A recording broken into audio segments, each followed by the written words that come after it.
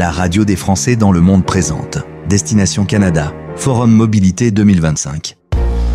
Un podcast enregistré à Paris le 14 février, animé par Gauthier 16. Bonjour, bienvenue, vous écoutez la radio des Français dans le monde. On quitte notre studio aujourd'hui pour s'installer à Paris. Nous voilà à Destination Canada, Forum Mobilité, et je remercie les organisateurs. C'est la deuxième année où on pose notre studio éphémère dans ce salon.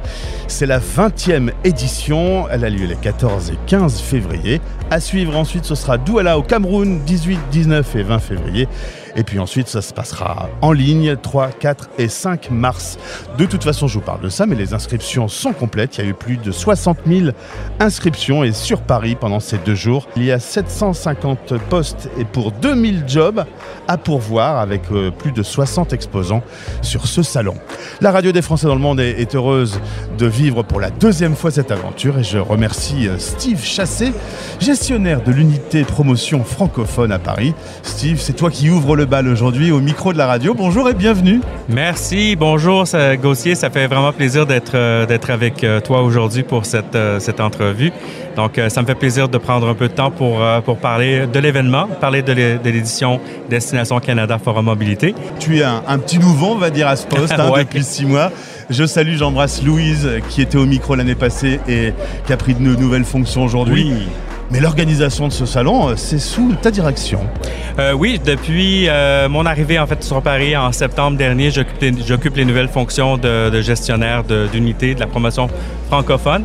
Donc, notre mandat principal à l'ambassade du Canada, c'est de participer à des activités, soit de recrutement ou encore donner de l'information ou fournir de l'information au public sur les différentes possibilités qui s'offrent aux candidats à l'immigration, que ce soit les candidats à l'immigration temporaire pour vivre une courte expérience au Canada ou encore s'établir de manière plus permanente dans l'une des provinces ou territoires canadiens. Alors justement, s'installer de façon plus permanente, c'est avec une vraie stratégie de faire venir des Français, des francophones. Et vous voulez aussi faire vivre la francophonie à travers ces postes. Il faut des francophones. C'est exact. En fait, l'une des priorités du gouvernement du Canada, c'est d'attirer justement des talents, d'attirer des gens qui parlent le français ou aussi qui ont une base ou une bonne connaissance de l'anglais pour venir s'établir dans les provinces canadiennes qui sont majoritairement anglophones. La raison derrière tout ça, c'est que le Canada est un pays bilingue, donc on parle l'anglais, on parle le français, mais en termes de proportion au niveau des francophones, c'est plus au Québec où on trouve la majorité des francophones. Cependant, il existe des communautés francophones très dynamiques en situation minoritaire et qui sont réparties un peu partout à travers tout le reste du Canada. Donc, pour faire vivre justement ces communautés, pour qu'on puisse garder le fait français au Canada, nous sommes à la recherche de personnes qui sont francophones et autant que possible, bien entendu, qui sont en mesure de pouvoir se débrouiller un peu en anglais pour pouvoir assurer une meilleure intégration, surtout dans le marché du travail ou encore se trouver un logement, etc., etc.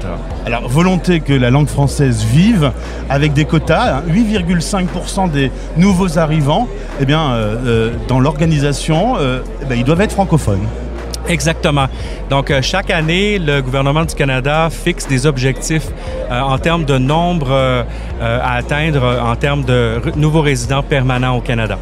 Le gouvernement du Canada a établi pour cette année, en fait, en 2025, le chiffre de 8,5% de francophones sur la masse, en fait, de nouveaux résidents permanents qui viendront s'établir en 2025, pardon. Et puis ma dernière question, est-ce que cette fascination du français pour le Canada reste toujours aussi vif? La relation entre la France avec le Canada, c'est sûr que c'est très fort. C'est une relation qui existe depuis très, très longtemps. Le fait de venir ici en présentiel pour parler des opportunités pour venir au Canada en tant qu'immigrant, soit temporaire ou permanent, c'est qu'on sait qu'il y a un engouement. On sait qu'il y a un intérêt de la part des Français.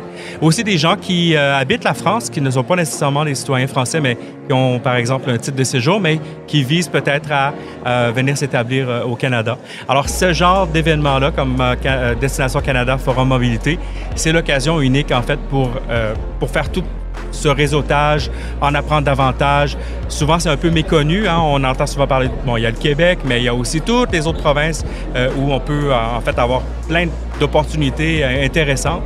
Et il y en a pour tous les goûts aussi. Hein? On parle des grands espaces, si on pense au territoire du Nord, les territoires nordiques.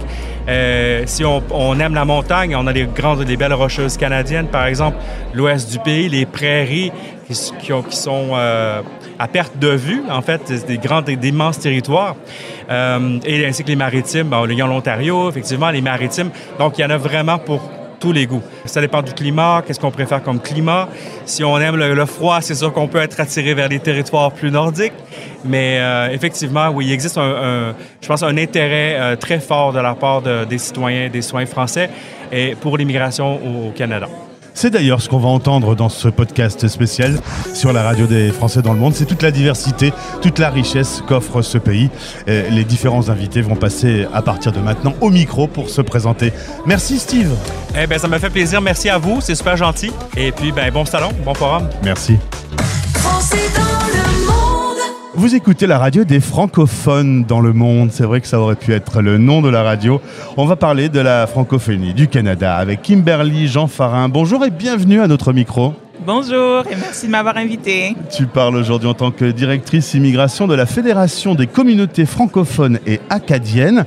Est-ce qu'on peut faire un peu d'histoire tous les deux ? Le Canada, ses provinces, ses territoires, on ne connaît pas tous en France, on n'a pas bien appris ça à l'école. Alors, est-ce que tu peux nous rappeler un peu comment est organisé le Canada ? Oui, en effet. Donc, au Canada, on a des provinces et des territoires. Et comme vous le savez peut-être, on est un pays bilingue. Et oui, en effet, il y a des francophones qui habitent partout au pays. Donc, on a des communautés francophones vibrantes et accueillantes d'un océan à l'autre. Alors que ce soit dans les prairies, que ce soit en Atlantique, en Ontario ou même dans le Grand Nord canadien, on arrive à trouver des communautés francophones. Alors, évidemment, on quitte le Québec aujourd'hui parce que c'est une zone où on va souvent. On parle de Québec, de Montréal. Donne-moi 3-4 autres grandes villes que l'on va connaître et dans laquelle il y a une vraie vie francophone. Oui, alors la francophonie hors Québec, c'est 2,8 millions de francophones. Donc, on est un peu éparpillés partout, mais on est partout justement d'un océan à l'autre. Par où commencer? J'adore les provinces de l'Atlantique, c'est magnifique. Alors, on a des villes comme Moncton, on a Saint-Jean. Si on va au niveau des prairies et de la Colombie-Britannique, on a une super belle communauté francophone à Vancouver, mais également au nord de la province. On a une belle communauté francophone au Yukon, au Nunavut, bien sûr l'Est et le Nord de l'Ontario avec des villes comme Sudbury, des villes de plus petite taille comme Hawkesbury et bien sûr Ottawa, Calgary, Winnipeg. Vraiment, les communautés francophones, on est vraiment partout. Et alors justement, cette immigration vient renforcer la francophonie. L'idée, c'est de recruter et de renforcer cette communauté pour la faire vivre. Oui, justement, un aspect très intéressant des communautés francophones et acadiennes, c'est cette ouverture envers l'immigration. Donc, les communautés francophones et acadiennes cherchent activement à attirer des personnes immigrantes francophones qui veulent venir s'y installer pour faire communauté ensemble.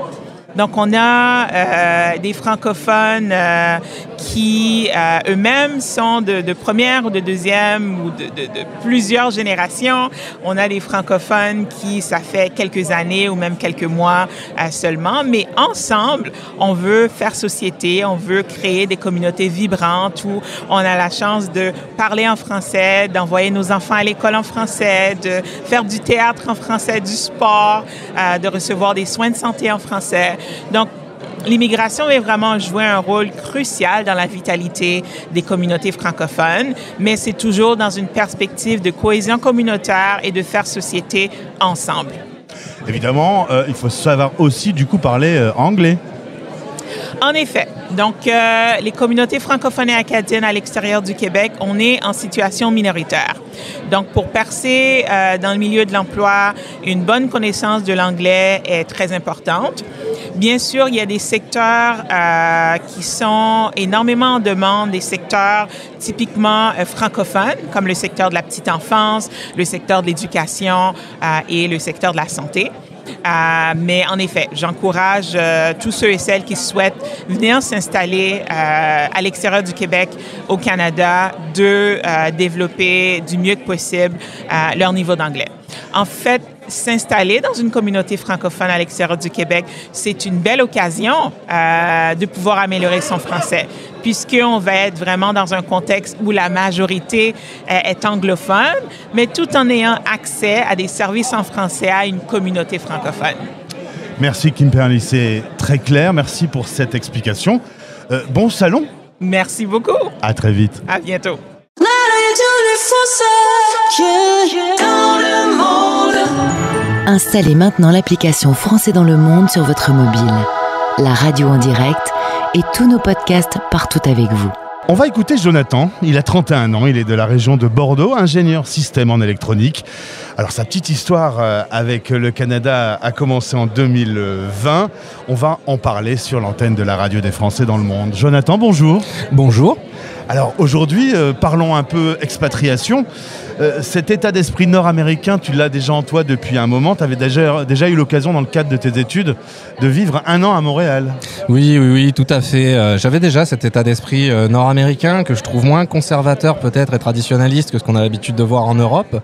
Et j'étais très attiré par l'idée d'une expatriation.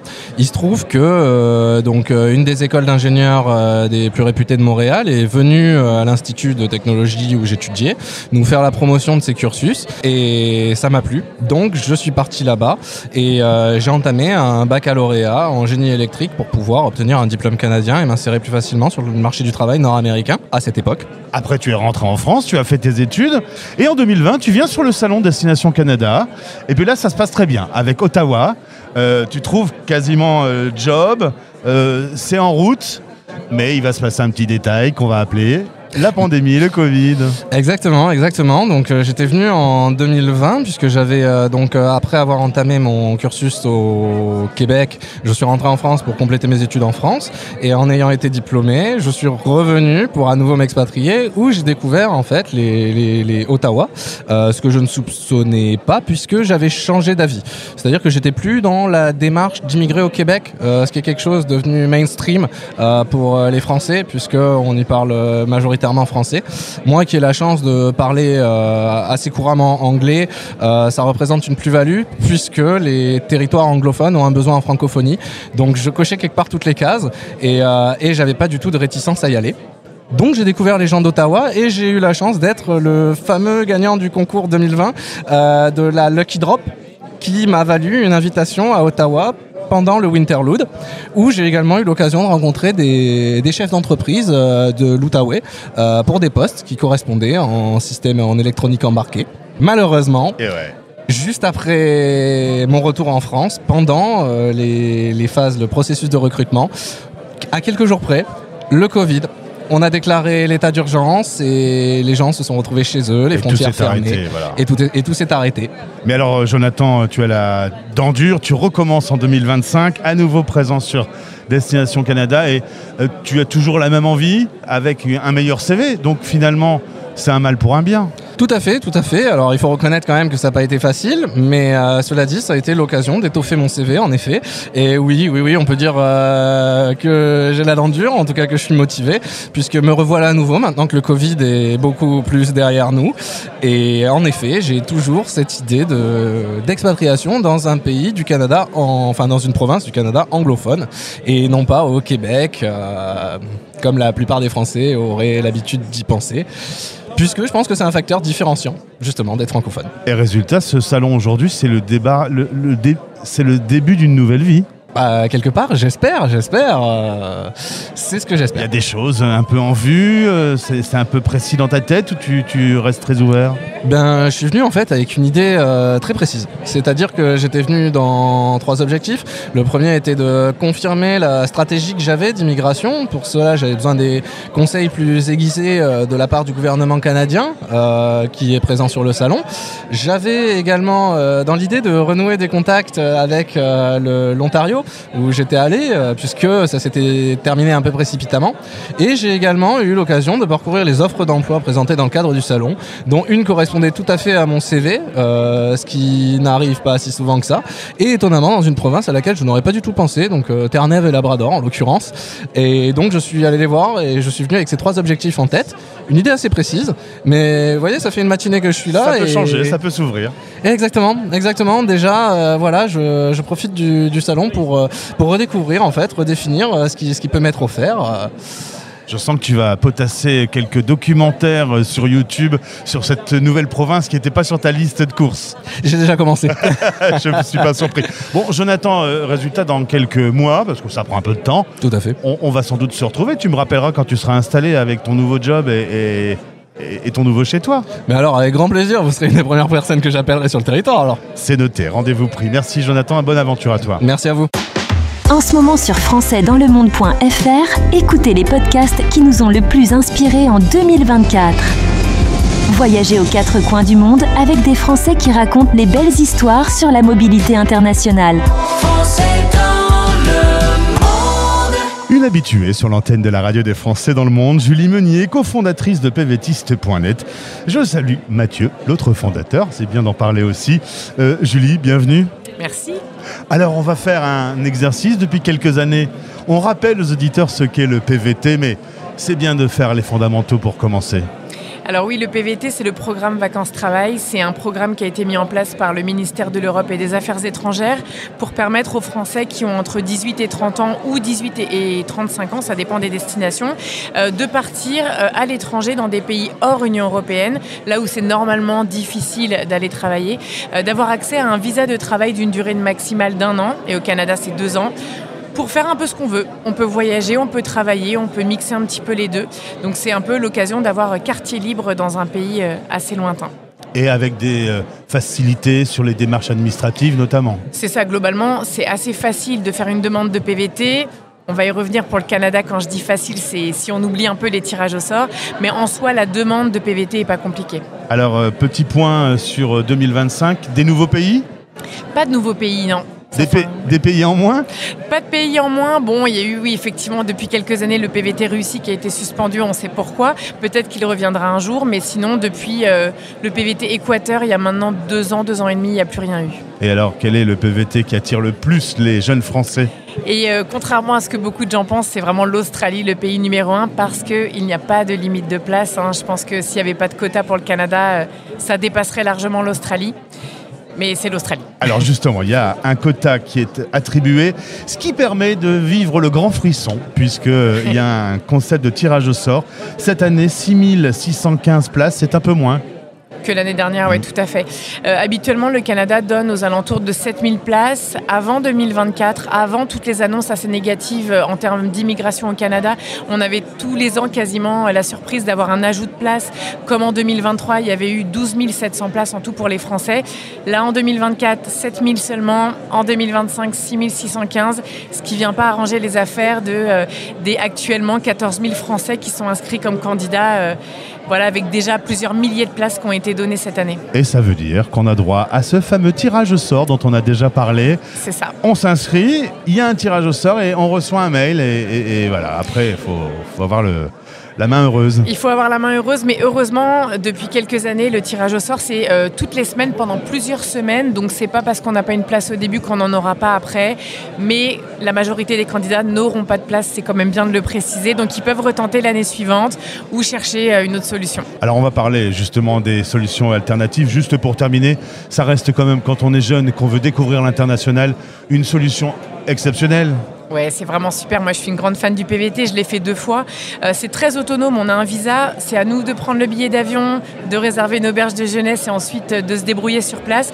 Mais justement, c'est un peu une page blanche qu'on écrit un peu comme on veut. On travaille beaucoup, on voyage beaucoup, mais en tout cas, on rencontre des gens et on apprend beaucoup sur soi et sur une nouvelle culture, une nouvelle langue aussi. Donc, je le recommande vivement à tes auditeurs. Et si vous voulez tout savoir, c'est pvtiste.net. Le site est très complet, très bien fait. T'es l'unique dans le domaine du PVT, quasiment ?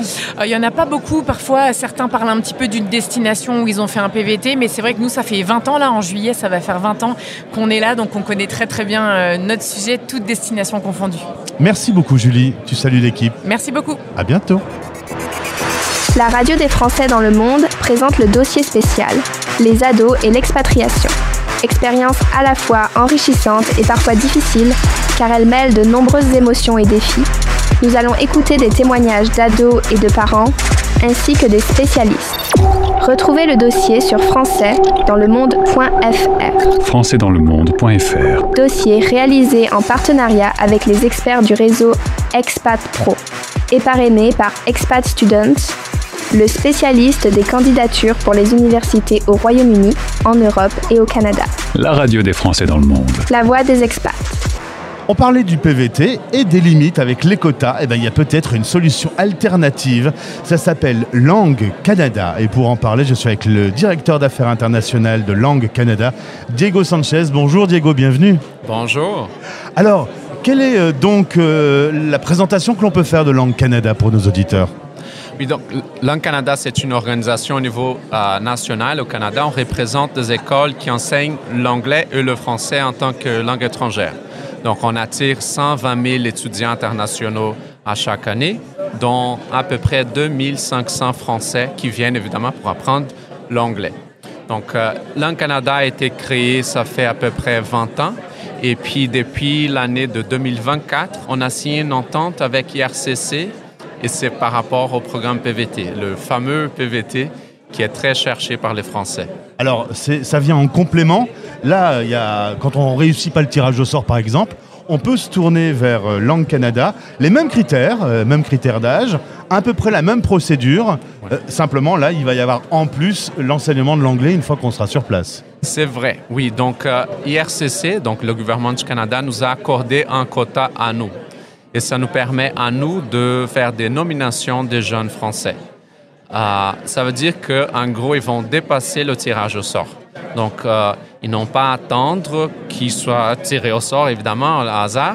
Donc, nous, on peut nominer et puis 10 jours après la nomination, ils ont l'invitation pour appliquer pour le permis de travail, le fameux PVT. Là, ils vont passer évidemment à toutes les démarches, comme n'importe qui. Donc, la décision finale, c'est au gouvernement du Canada, mais 99% des Français, d'habitude, vont réussir avec leur demande de PVT. Par contre, ce que nous proposons, c'est exactement ce dont tu viens de parler, c'est le cours intensif d'anglais. Donc, oui, le Canada est bilingue, on a des provinces qui parlent strictement le français, mais c'est très important de parler anglais pour mieux s'intégrer au marché de travail et puis aussi pour gagner plus d'argent. J'ai dit à tout le monde, si on parle anglais, on va gagner à peu près 20-25% de plus. Donc, parler anglais, c'est très important.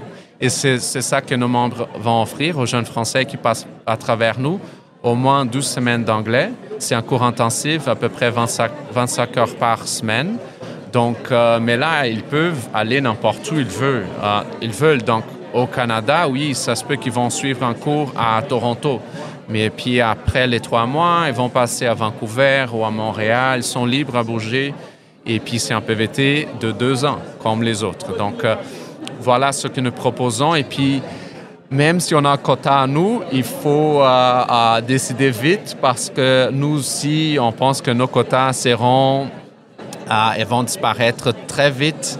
Donc, s'ils sont intéressés, il faut postuler. C'est possible d'aller sur notre site web, Langue Canada, langue au pluriel, .ca. Ouais. Alors, c'est une formation qui est payante. Oui. Donc, il faut prévoir à peu près entre 6 et 7 000 $ canadiens. Ça fait à peu près 5 000 euros. Et puis voilà, c'est un prix raisonnable. C'est que le marché paye d'habitude.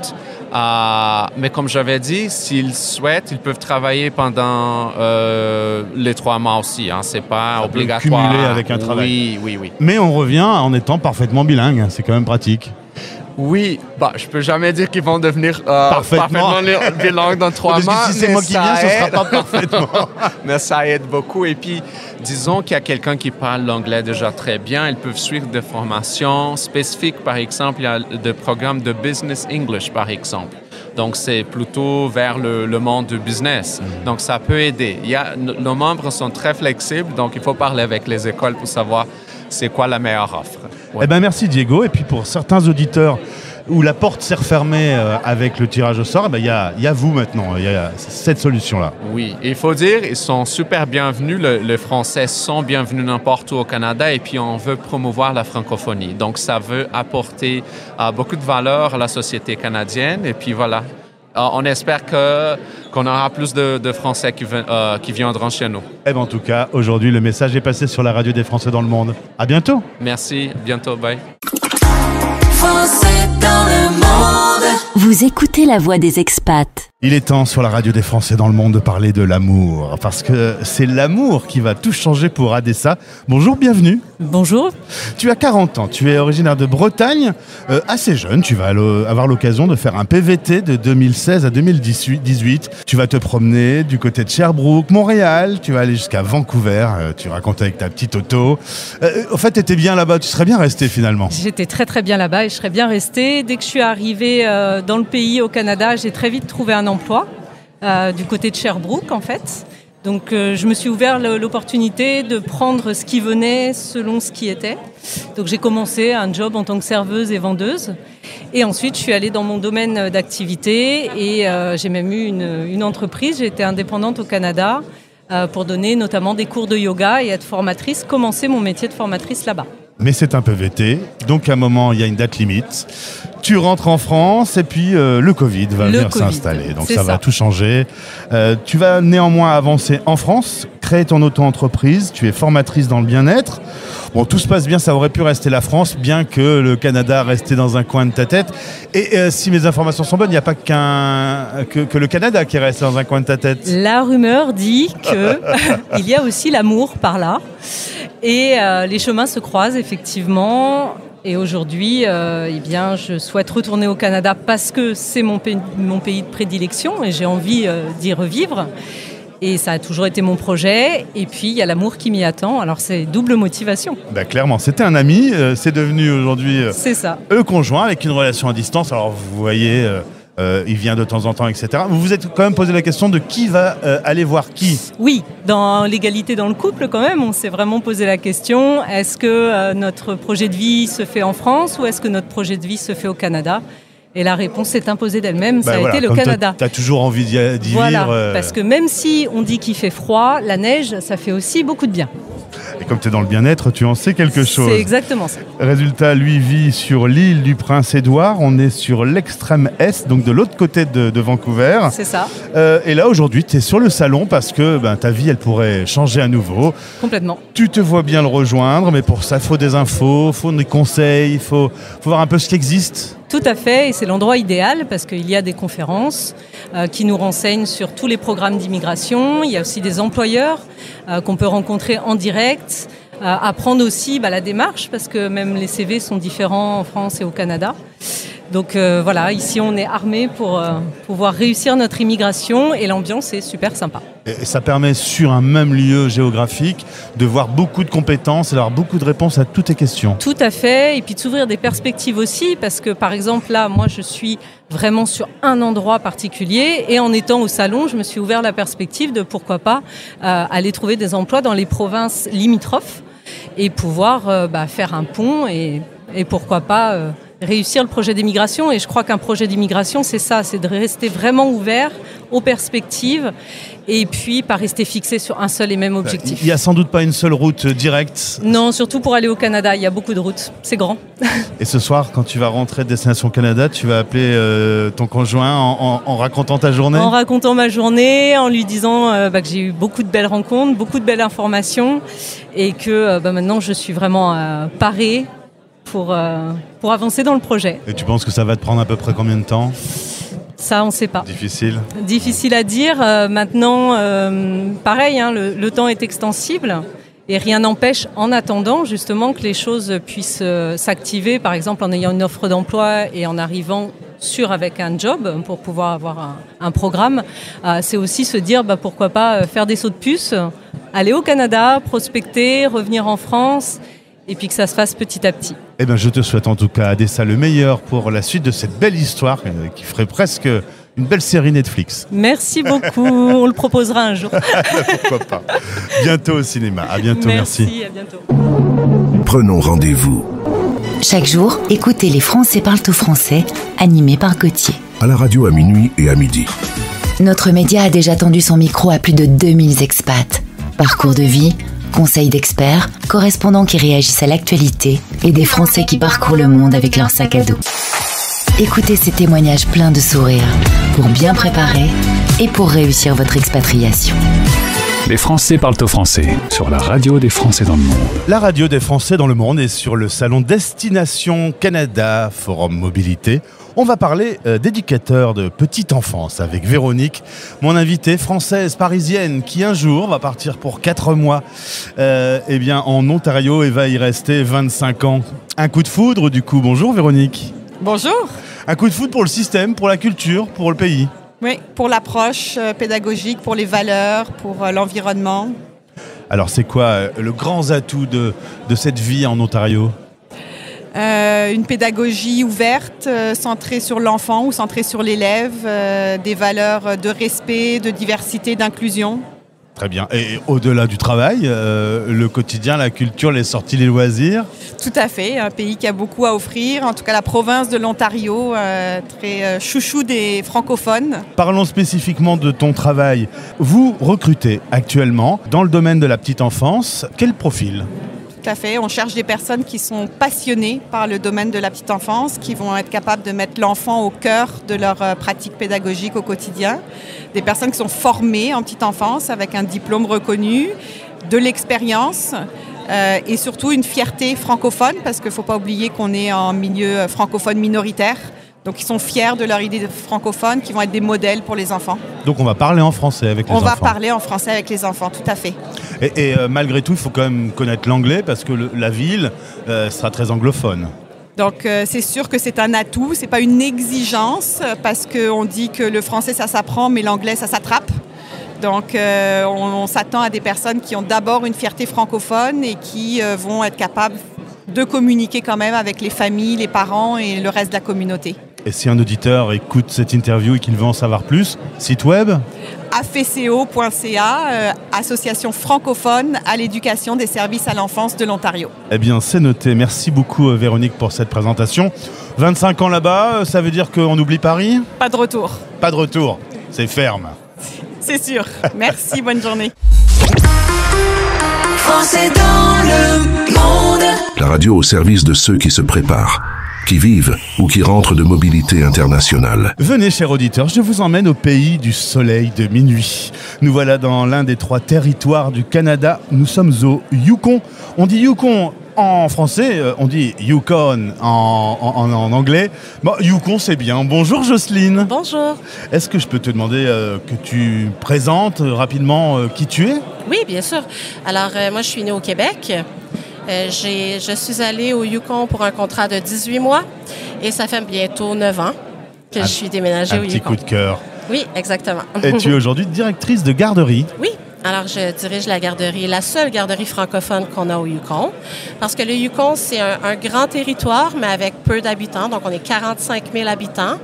Presque tous habitent dans la ville de Whitehorse, qui est la capitale. Et de ces 45 000 personnes-là, il y a à peu près 15 % de francophones. Donc, on a une garderie francophone présentement. On planifie d'en ouvrir une deuxième.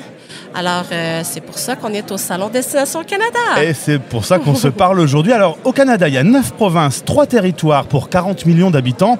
Pour ma culture générale et peut-être pour un certain nombre d'auditeurs, la différence entre les provinces et les territoires? Alors, les provinces ont un gouvernement provincial. Les territoires sont gouvernés par le gouvernement fédéral.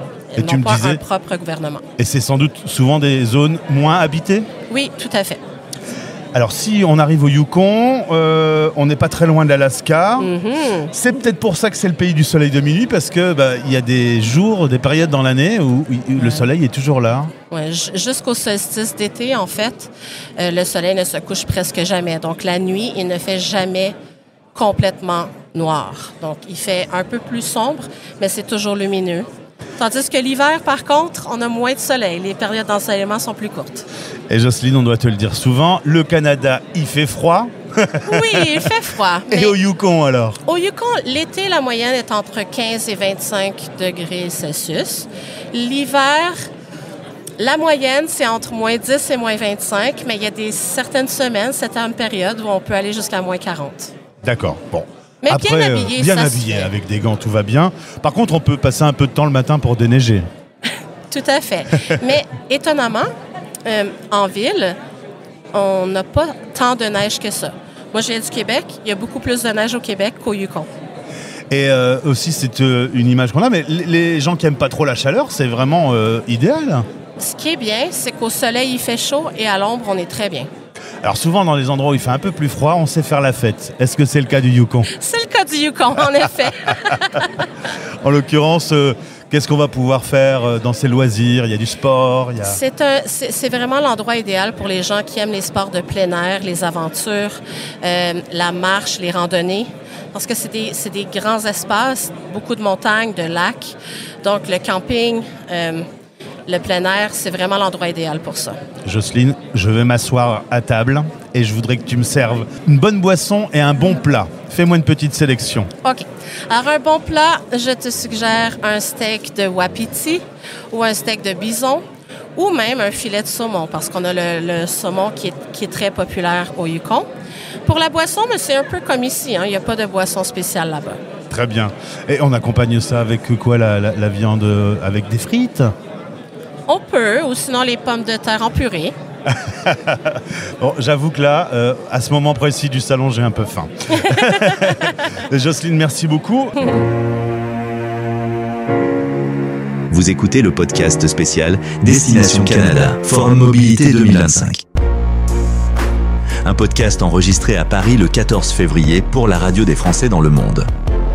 Venez avec moi, on part dans la région du Nouveau-Brunswick. Nous sommes évidemment avec Marie-Joëlle Bergeron pour parler des enseignants de la petite enfance. C'est un sujet important. Bonjour Marie-Joëlle. Bonjour. Merci d'être avec nous sur la radio des Français dans le monde. Un petit mot de présentation pour cette province, le Nouveau-Brunswick. Resitue-le-moi et donne-moi quelques informations. Oui, avec plaisir. Donc, le Nouveau-Brunswick, c'est la province à l'est de la province du Québec. Donc, c'est vraiment la porte d'entrée vers les provinces atlantiques. On partage nos frontières avec l'État du Maine aux États-Unis, le Québec et la Nouvelle-Écosse tout au sud. Donc, on est vraiment sur le bord de la mer avec nos 3 littoraux. Donc, on a toute une culture aussi très maritime. Et c'est la seule province où le gouvernement est bilingue. Oui, en fait, c'est vrai. On est la seule province officiellement bilingue du pays, ce qui fait en fait qu'on a 2 langues officielles et à l'intérieur de nos programmes d'éducation, donc on a un secteur d'éducation en français, un secteur d'éducation en anglais.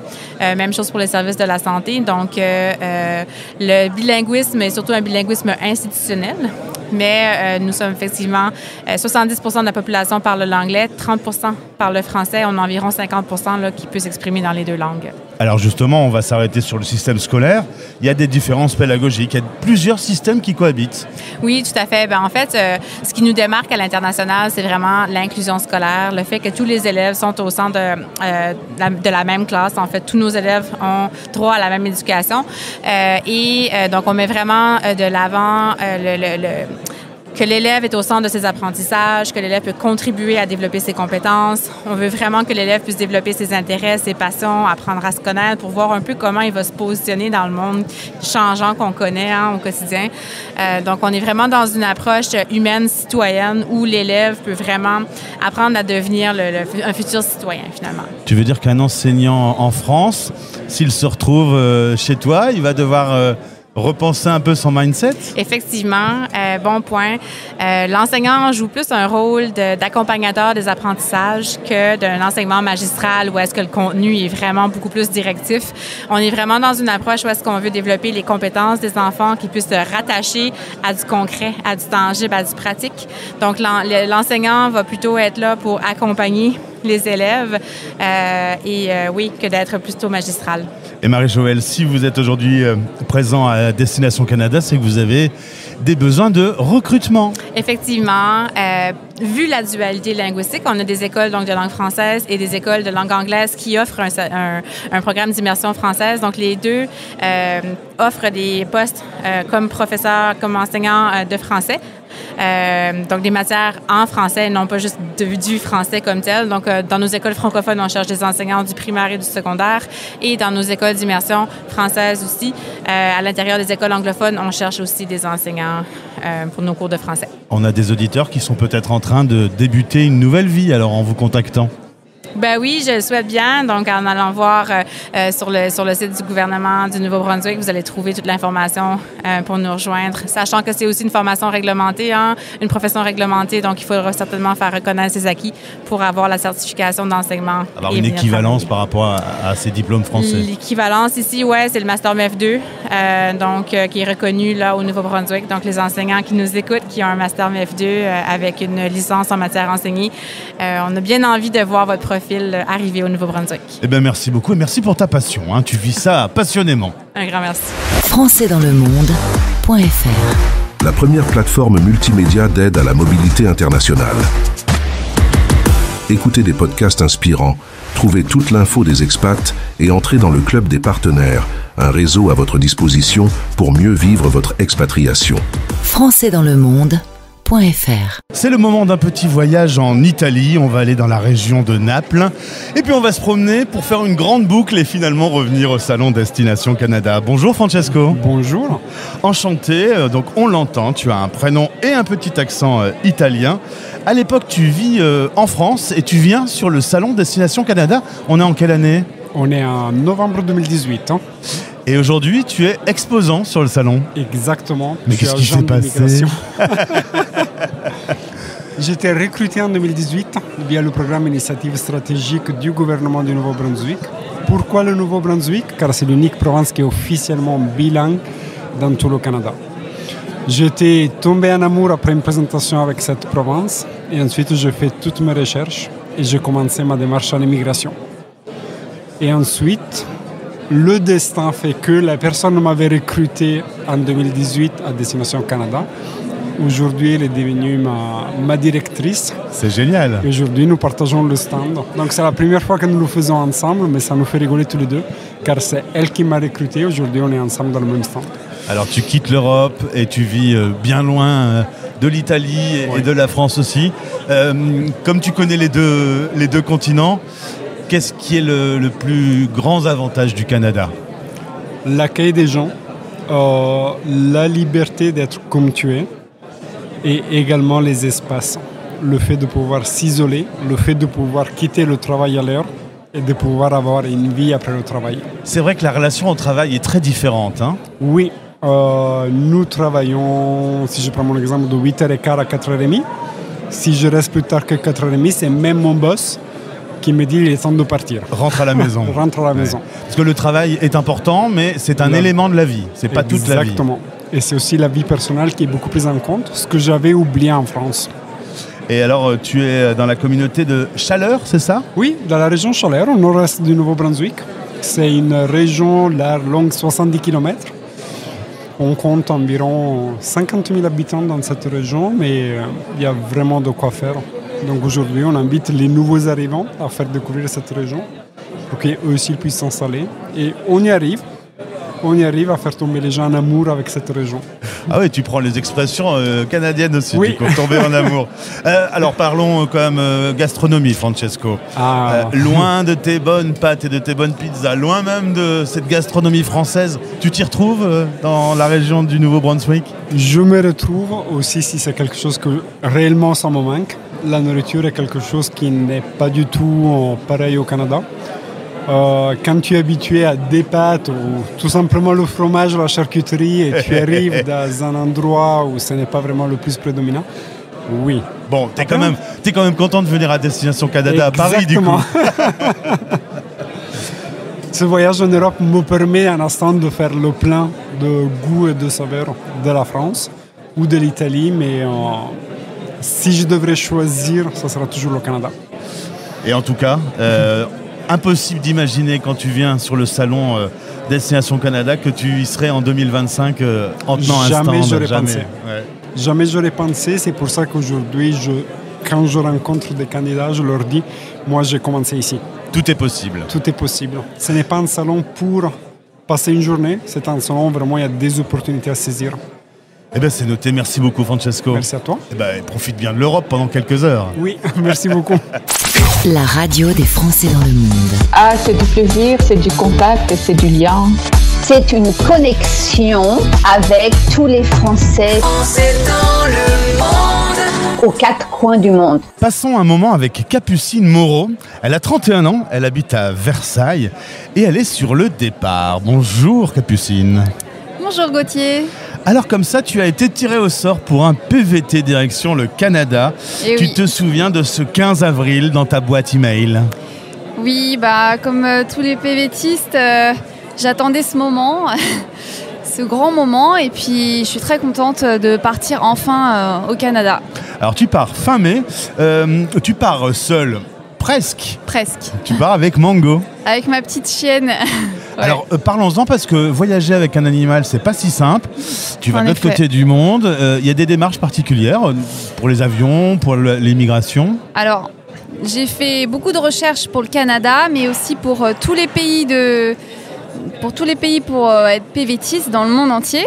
Et donc le Canada, c'est le plus simple. Il y a juste à faire vacciner son chien contre la rage. Et on paye 30 € en arrivant au Canada. Voilà. Il y a des endroits dans le monde, c'est plus compliqué d'arriver avec un animal. Oui, Nouvelle-Zélande, Australie, il y a la quarantaine, c'est très très cher. Donc si on veut voyager avec un chien, le plus simple c'est d'aller au Canada pour être PVTiste. Voilà. Alors Capucine, tu me disais que tu es dans une famille d'expats. Déjà les grands-parents ont vécu en Afrique. Oui, au Ghana. Et puis aujourd'hui, ça continue. Ton frère par exemple est au Québec. Il est à Montréal, oui. Il est à Montréal. Vous l'avez dans la peau, cette envie d'international? Oui, c'est surtout moi. J'ai jamais vécu à l'étranger. Et puis j'ai même un cousin qui a vécu en Nouvelle-Zélande. Il est citoyen néo-zélandais. Donc voilà, j'ai envie d'aventure. C'est une aventure d'une vie et ouais, j'ai envie de tenter l'expérience. À l'occurrence, on disait que tu partais seul. Bon, il y aura Mango, mais le chien va pas pouvoir beaucoup t'aider. Le chien est un labrador et tu vas où? Dans quelle région au Canada? À Terre-Neuve et Labrador. Voilà. C'est incroyable. Alors, a priori, c'est dans ce coin-là, du côté de St. John's, la province des Vikings, où tu veux te rendre. Voilà. Pourquoi ce choix? Surtout pour la beauté de la nature, la diversité. Donc là-bas, il y a des icebergs, il y a des baleines nabos, il y a aussi beaucoup d'oiseaux migrateurs. Il y a aussi pour la culture, donc là-bas, il y a des Acadiens, des Vikings, des Irlandais. Donc c'est très très varié. Et voilà, c'est surtout pour ça en fait. Mais du coup, la nature et la culture. Sachant que tu pars, en ayant eu l'occasion de te renseigner, en ayant de la famille qui est déjà sur place, malgré tout, tu es à Destination Canada. Pourquoi? Oui, pour rencontrer les exposants. Je suis venue essentiellement voir Terre-Neuve et Labrador, aussi IPE. Surtout le côté maritime en fait. C'est ce qui m'attire le plus. Pour la musique aussi. Et côté boulot, qu'est-ce que tu vas faire là-bas? Tu vas travailler ou tu vas te donner du temps libre? Alors, mon PVT, il sera plus accentué sur le T de PVT. Ouais.